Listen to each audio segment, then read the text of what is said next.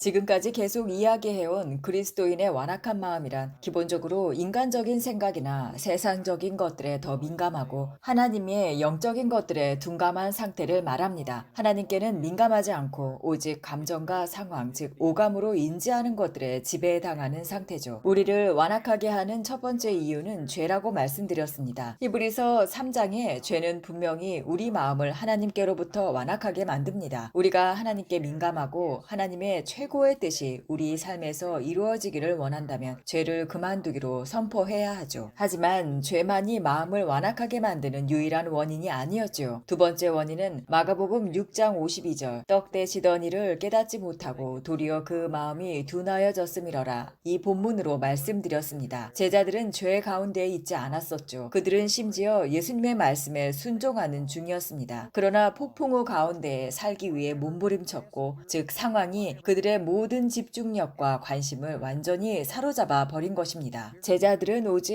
이성과 경험에 기반해서 현실만을 바라보고 있었던 것입니다. 그들이 범한 것은 죄가 아니라 지극히 일반적인 행동이었고 이성과 경험에만 의존하여 생존을 위해 분투했을 뿐입니다. 요점은 우리의 주의를 사로잡고 지배하는 어떤 것이든 하나님께 대한 우리의 마음을 완악하게 만들 수 있다는 것입니다. 반드시 죄일 필요가 없다는 것이에요. 그러므로 우리는 무엇을 계속 생각하느냐가 중요합니다. 마가복음 6장 52절 그들이 떡 떼시던 일을 생각지 아니하므로 그 마음이 둔하여졌더라. 그들은 예수님의 표적을 곰곰이 연구하고 숙고하고 깊이 들여다보고 집중하여 묵상하지 않아서 마음이 완악해진 것으로 말씀드렸습니다. 즉 무엇이 우리의 주의를 붙들고 생각을 사로잡고 마음을 점유하느냐에 따라 그 대상에 민감해지게 되고 반대로 주의를 기울이지 않는 것에는 마음이 점점 둔감해지고 완악해진다는 거죠. 히브리서 11장 15절 그들이 나온 바 본향을 생각하였다면 돌아갈 기회가 있었으려니와 라고 말합니다. 아브라함과 사라의 말씀을 통해 죄에 대한 유혹은 그들이 무엇을 생각하느냐와 연결되어 있다는 뜻이며 생각하지 않으면 유혹받기도 힘들다고 말씀드렸습니다. 그리고 가장 중요한 것은 우리는 하나님과 그분의 약속에 초점을 맞추고 살아야 한다는 것이죠. 예를 들어 치유를 믿고 있다면 하나님께서 말씀하신 것에 초점을 맞춰야 합니다. 너희가 믿고 기도하면 받은 줄로 알라. 산을 향해 말하면 그것이 옮겨지리라. 이 말씀 말입니다. 그 산이 너희에게 순종할 것이며 너희가 말한 대로 되리라는 약속에 집중해야 하는 거죠. 의사의 말보다 하나님의 약속에 더욱 집중해야 합니다. 다른 사람에게 무슨 일이 일어났는지나 자신의 생각이나 감정을 붙잡는 것보다 우리 주의 자녀들은 하나님의 말씀에 더 집중해야 합니다. 사실 아주 단순한 원리죠. 문제는 대부분의 사람들이 그 외의 모든 것들을 더 많이 생각한다는 점입니다. 콘이라는 한 성도분의 간증이 있습니다. 그녀는 암 진단을 받자 모든 지인들이 인터넷에 들어가서 더 좋은 병원과 암에 대한 정보를 알아보라고 조언했습니다. 그러나 그녀의 마음에 하나님이 하나의 생각을 주시는 것 같았다고 합니다. 아니야, 정반대로 해보자. 암에 대해 배우지 말고 치유에 대해 배워라.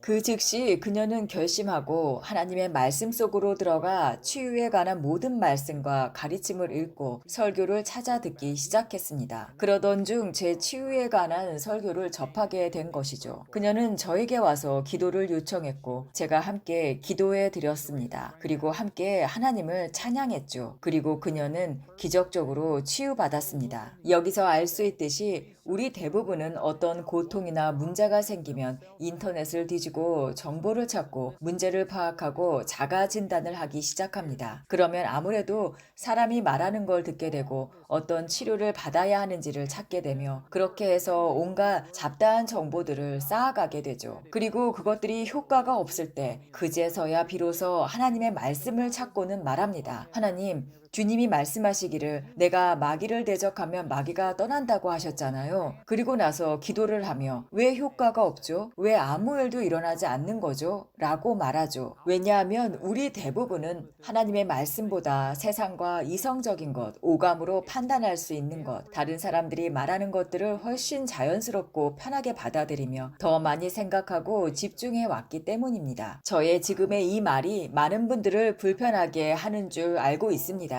그러나 정말이지 많은 성도들이 인간적인 방법을 다 써보고 난 후에 맨 마지막에야 하나님께 의지해야 한다고 생각하죠. 물론 맨 마지막에라도 하나님께 돌아오는 것도 귀합니다.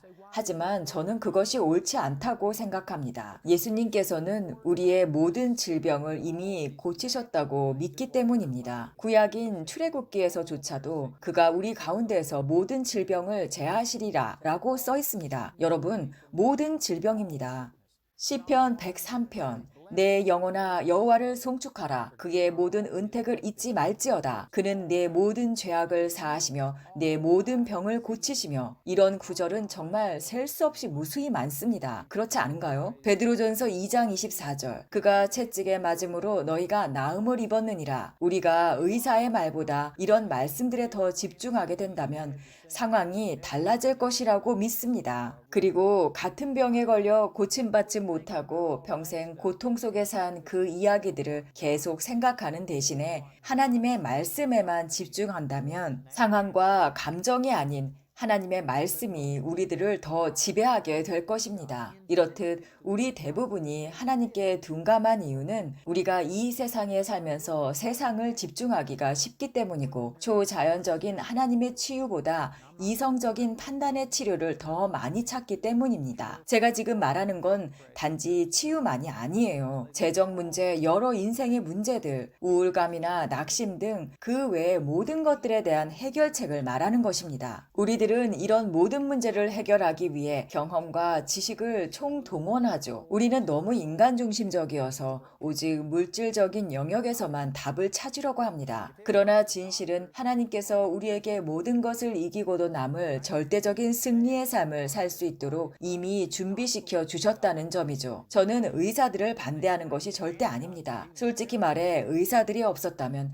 수많은 그리스도인들이 이미 죽었을 것입니다. 여기서의 문제는 대부분의 그리스도인들은 실제로 하나님의 치유를 믿지 않는다는 점이에요. 기도는 할 수 있어요. 하나님께 치유를 구할 수도 있습니다. 그러나 그들의 믿음은 의사에게 있습니다. 다시 말씀드리지만 저는 의사들을 비난하지 않습니다. 의사가 마귀의 도구라는 뜻도 아니에요. 그러나 의학적인 지식에 먼저 의존하고 하나님을 뒷전으로 한다는 것을 말씀드리는 것입니다. 의학이 잘못됐다고 말하는 게 아니에요. 하나님께서는 의료진에게 지혜를 주셨고 그 지혜로 많은 병들을 고치고 있다고 믿습니다. 다만 그것들만 의존하는 우리 그리스도인들의 마음을 말씀드리는 것입니다. 자연적이고 인간적인 것을 초월한 초자연적인 하나님께 집중하는 것을 말씀드리는 것입니다. 하나님을 기쁘시게 하는 믿음이 필요한 그 영역 말입니다. 그리고 우리가 알아야 할 것은 의학에도 많은 문제가 존재한다는 사실이죠. 미국에서 감염이 가장 많이 발생하는 장소가 병원이라는 통계가 있죠. 수술 후에 합병증이나 병원 내 감염으로 인해 사망하는 사람은 어떻습니까? 간호사들이 쓴 기사에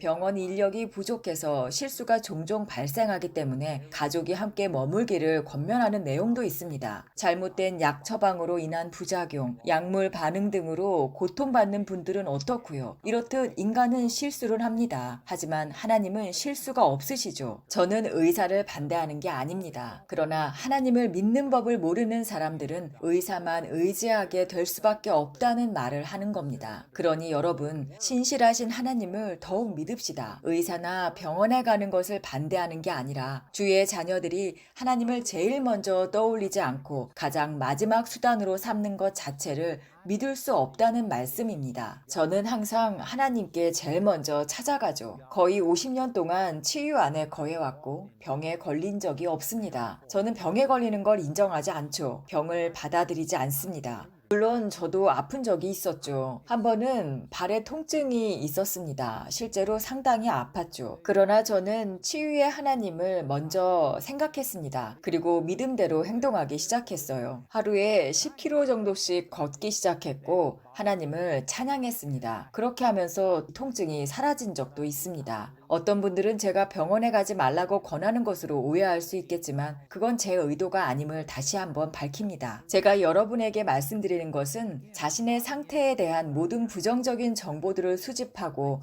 연구하고 분석해서 불신의 산더미를 쌓지 말라는 것입니다. 그렇게 다 읽고 나면 결국 이건 불치병이다, 나는 죽을 것이다 라는 결론에 이르게 되고 그때부터는 하나님을 믿는 게 왜 이렇게 어려운가 하고 힘들어지기 시작해요. 한 번은 한 젊은 목회자의 아내가 암에 걸려 저에게 찾아온 적이 있습니다. 한 2, 30년 전 이야기죠. 아직 신혼이었던 그녀는 주변 사람들에게 저는 아이를 12명은 낳고 싶어요 라고 말하던 사람이었어요. 여행을 하면서 사역을 하던 중에 그녀가 임신했다는 소식을 들었죠. 그녀가 병원에 가보니 자궁 외 임신이었고 동시에 암이 발견되었습니다. 유일한 해결책은 자궁을 드러내는 방법밖에 없다고 했습니다. 그녀는 겨우 20대 초반의 젊은 여성이었고 수술을 받게 되면 아이를 가질 수 없게 되는 상황인 거죠. 그녀는 완전히 절망에 빠져 울면서 제게 왔을 때 저는 다른 사람과 농담을 주고받으며 웃고 있을 때였어요. 그녀가 제 어깨를 툭 치면서 울면서 말했었죠. 목사님,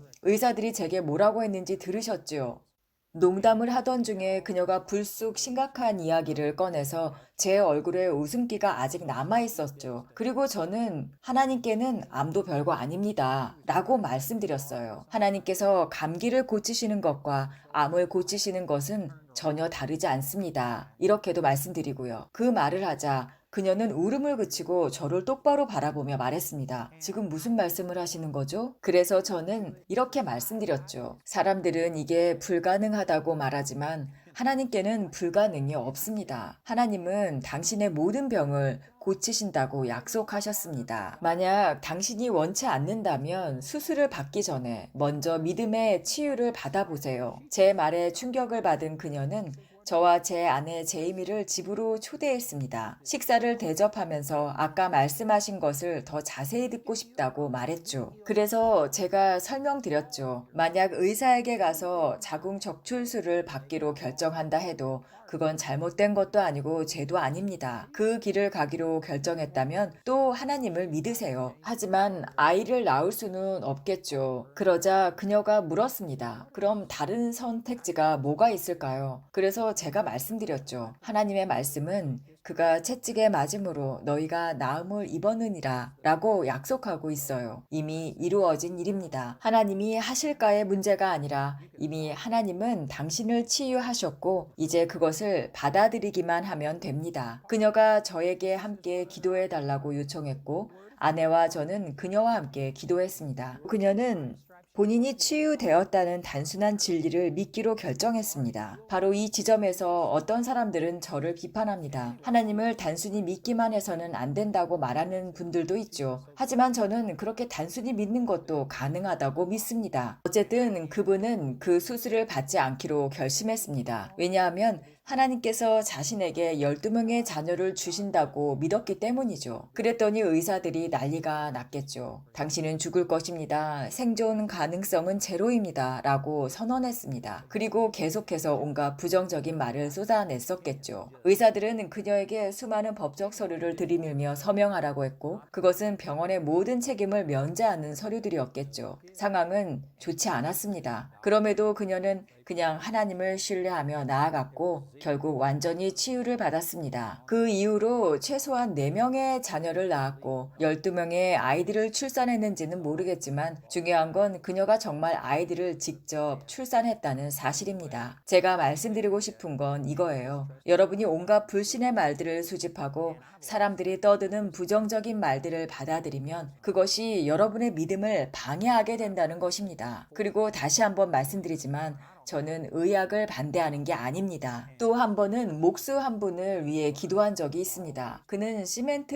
못을 콘크리트에 박고 있었는데 너무 세게 내리쳐서 못이 부러졌고 그것이 튕겨나와 그의 눈을 찔렀습니다. 그는 눈에 못이 박힌 채로 저에게 와서 기도를 요청했습니다. 저는 그를 위해 기도했습니다. 그러자 출혈이 멈췄고 통증도 사라졌습니다. 하지만 여전히 그의 눈에는 못이 박혀 있었죠. 제가 말씀드렸습니다. 하나님께서 당신을 고치셨다고 믿습니다. 하지만 그 못은 꺼내야겠지요. 제가 뽑아드릴까요? 아니면 의사에게 가서 제거하는 게 좋겠습니까? 라고 말했습니다. 그러자 그는 의사에게 가는 게 낫겠네요. 라고 말했고 병원에 가서 그 못을 제거했습니다. 의료진은 시력을 잃지도 않았고 영구적인 손상도 없다는 사실에 깜짝 놀랐습니다. 저는 하나님께서 기적을 행했다고 믿습니다.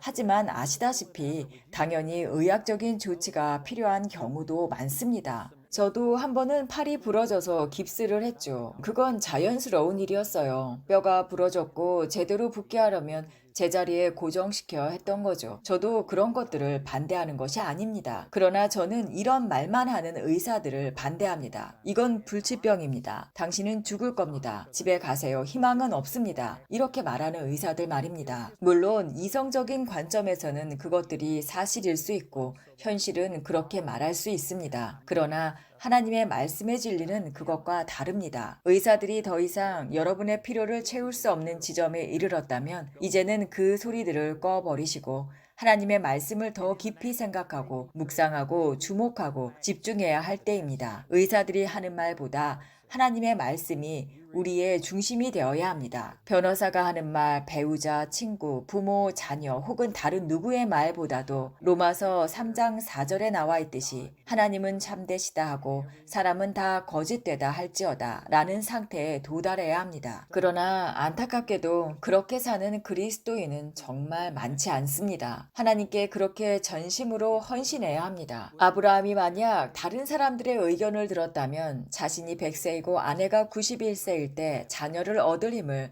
절대 받지 못했을 것입니다. 그러나 그는 자기 몸이 이미 죽은 것 같다는 사실이나 사라의 태가 죽었다는 사실을 고려하지 않았습니다. 그는 믿음으로 하나님의 약속을 의심하지 않았고 오히려 믿음에 굳건하여 하나님께 영광을 돌렸습니다. 그는 하나님께서 약속하신 것을 능히 이루실 것을 온전히 확신했습니다. 우리도 이렇게 완전히 확신해야 합니다. 하나님의 말씀과 반대되는 것을 고려하지 않아야 하고 대체 계획도 세우지 말아야 합니다. 믿음이 통하지 않을 때를 대비해 탈출구를 마련해 두는 식 말입니다. 그래도 이건 할 수 있고 저것도 해볼 수 있어 이렇게 말이죠. 그런 탈출구는 다 불태워버리고 오직 하나님께만 초점을 맞춰서 하나님께서 말씀하시는 것 외엔 어떤 사람의 말도 받아들이지 않는 그 자리에 있어야 합니다. 이브리서 11장 15절 그들이 나온 바 본향을 생각하였다면 돌아갈 기회가 있었으려니와를 기억하십시오. 생각하지 않으면 유혹받을 수 없다는 점 말입니다. 16절에는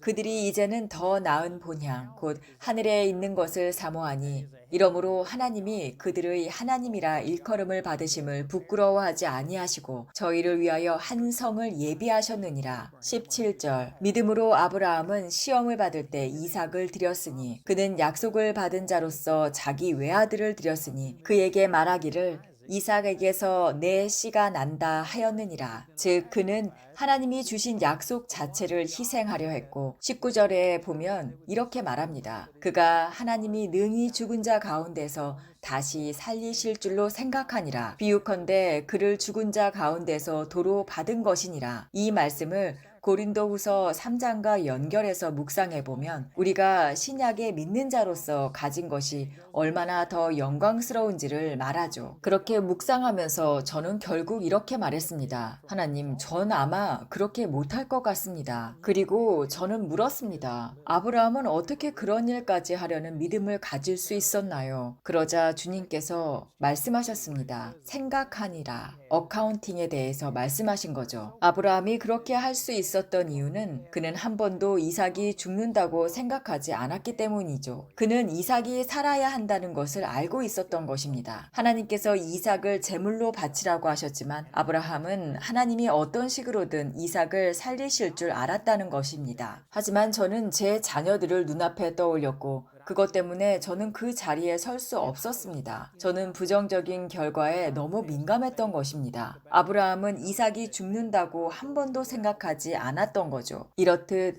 우리가 무엇을 고려하느냐가 우리의 마음을 무엇이 지배할지를 결정합니다. 다시 말씀드리지만 우리가 하나님께 더 지배받지 못하는 이유는 너무 많은 것들을 고려하고 있기 때문입니다.